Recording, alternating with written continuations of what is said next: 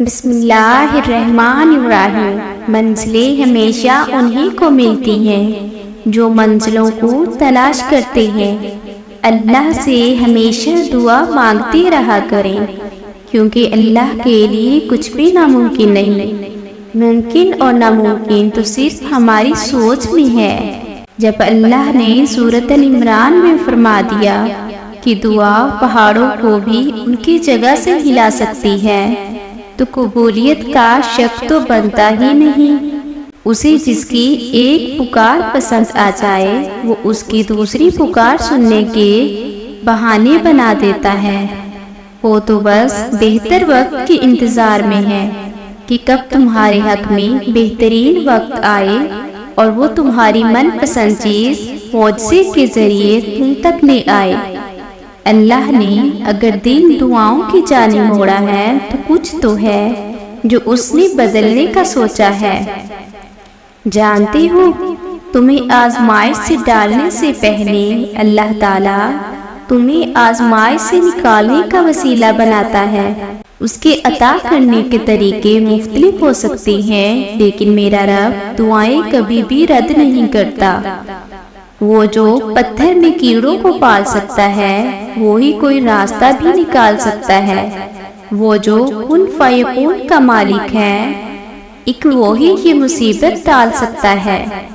تمہیں کیا لگتا ہے کہ ہر آہ خالی جائے گی؟ نہ، ان میں سے کوئی تو تمہاری دنیا ہلائے گی۔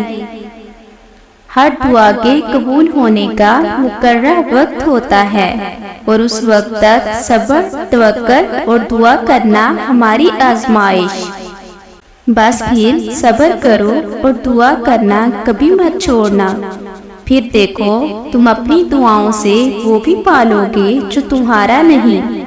اور اگر یقین رکھتے ہو تو حالات سے نا امید مت ہو، کیونکہ معجزے یقین والوں کے لیے ہوتے ہیں اور معجزے روز ہوتے ہیں۔ تو پھر ڈرو مت، تم جہاں کہیں بھی ہو اللہ تمہارے ساتھ ہے۔ ہمت مت ہارو، دعا مانگتے رہو تب تک جب تک جواب نہیں مل جاتا۔ جب وہ تمہیں صبر کی انتہا کو لے آیا ہے تو یقین رکھو کہ آزمائش اب ختم ہونے والی ہے، اور پھر ہر اس چیز سے نواز دیا جائے گا جس کے لیے تم راتوں کو اٹھ اٹھ کر جھولی پھیلایا کرتے تھے۔ اللہ تو فرماتا ہے تم مجھے پکارو، میں تمہاری پکار کا جواب دوں گا۔ اور پھر وہ یہ بھی فرماتا ہے یقیناً اللہ کبھی اپنا وعدہ نہیں توڑتا۔ دل میں تمہارے دعا کا خیال تبھی آتا ہے جب اس رب نے ان کو قبولیت کا درجہ عطا کرنا ہو۔ بس تم اس پر توکل کرتے رہو، دیکھنا اللہ ایسی مدد کرے گا تم حیران رہ جاؤ گے۔ اور جب اللہ تمہارے دل سے کسی چیز کا خیال نہیں نکالتا تو وہ اسی چیز کو تمہاری حقیقت بنا دیتا ہے۔ وہ اگر درد ایسا دیتا ہے کہ ساری رات آنکھ نہ لگ سکے تو پھر وہ سویرا بھی ایسا ہی دیتا ہے جو ان آنکھوں کو ٹھنڈا کر دے۔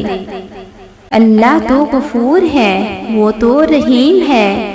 وہ ہاں کو نہیں اور نہیں کو ہاں کرنے پر قادر ہے، تو پھر اس کے لیے کوئی بھی مشکل نہیں۔ ایسے راستوں کا انتخاب تم خود نہیں کرتے، اللہ کرتا ہے۔ یہاں تک تم خود نہیں پہنچے، اس نے تمہیں اپنے پاس بلایا ہے۔ اللہ کب تمہاری دعاؤں پر کن کہہ دے تمہیں یہ خبر بھی نہیں ہے۔ اگر اس نے تمہیں وہ نہ دینا ہوتا جو تم چاہتے ہو تو پھر وہ تمہیں مانگنے کی توفیق ہی کیوں دیتا؟ اللہ اس خیال کو تمہارے دل سے جوڑتا ہی کیوں اگر اس نے اسے تمہارے مقدر سے نہ جوڑنا ہوتا؟ ممکن ہے یہ انتظار دراصل تمہارے یقین کا امتحان ہو۔ تم جو مانگتے ہو دعاؤں میں وہی تمہارے صبر کا انعام ہو۔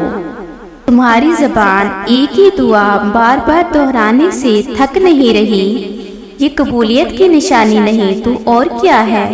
دل کو ایک ہی امید ہونا کہ ہاں اللہ ضرور سنے گا، یہ قبولیت کی نشانی نہیں تو اور کیا ہے؟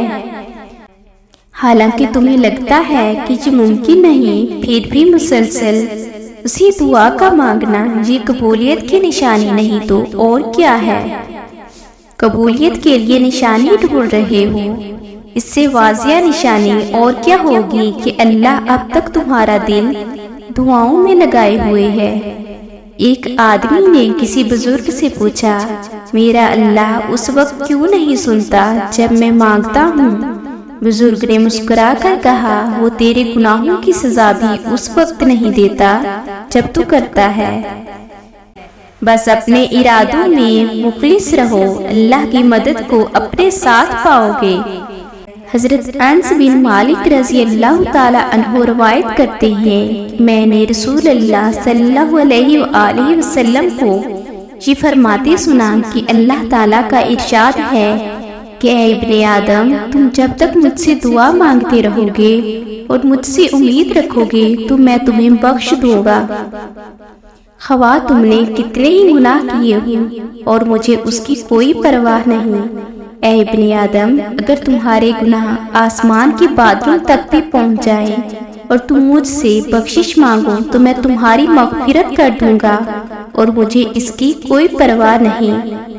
تو اس لیے اللہ کی رحمت سے کبھی بھی مایوس نہیں ہونا چاہیے، اللہ سے ہمیشہ مانگتے رہنا چاہیے، کیونکہ وہ ہمارے دلوں کی پکار سنتا ہے۔ وہ جلد ہمیں کچھ ایسا کر دکھائے گا جو ہمارے گمان میں بھی نہیں ہوگا۔ بے شک